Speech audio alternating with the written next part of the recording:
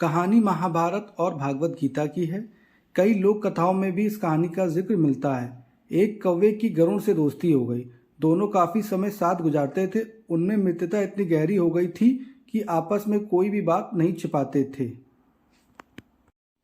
एक दिन दोनों एक नदी के किनारे पेड़ पर बैठे बात कर रहे थे।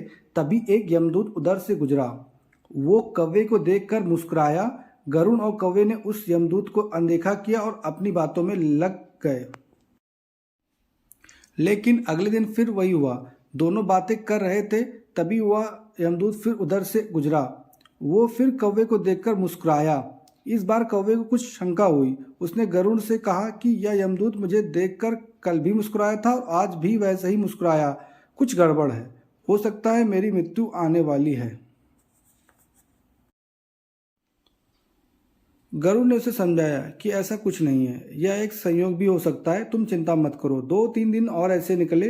रोज यमदूत कौवे को देखकर मुस्कुराता। अब तो कौवे को यकीन हो गया कि निश्चित ही उसकी मौत नजदीक है। उसने गरुड़ से कहा, मित्र, मैं मरना नहीं चाहता, लेकिन यह यमदूत जरूर 1-2 दिन में मेरे प्राण निकाल कर ही ले जाएगा।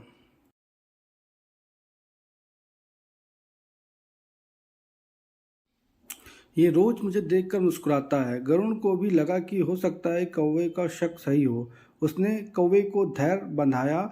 गरुड़ ने कौवे से कहा, तुम चिंता मत करो मित्र, मैं तुम्हें यहाँ से इतनी दूर ले जाऊंगा कि यह यमदूत तुम्हें दिखाई ही न दे।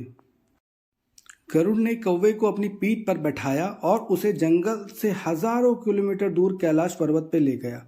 दोनों को अब ये डर नहीं रहा कि यहाँ कोई उन्हें परेशान कर सकता है। लेकिन वह जैसे ही कैलाश पर्वत पर पहुंचकर एक गुफा तक पहुंचे, वहां वो यमदूत पहले से ही मौजूद था। उसने कौवे को देखते ही उस पर पाश फेंककर उसके प्राण निकाल लिए।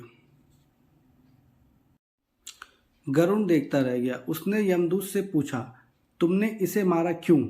यमदूत ने कहा कि इसकी मौत इसी समय लिखी थी, इसलिए इसके प्राण निकाल लिए। गरुड़ ने फिर पूछा, तो फिर तुम इसे देखकर उस जंगल में मुस्कुराते क्यों थे? इसे मारना ही था तो वहीं मार देते।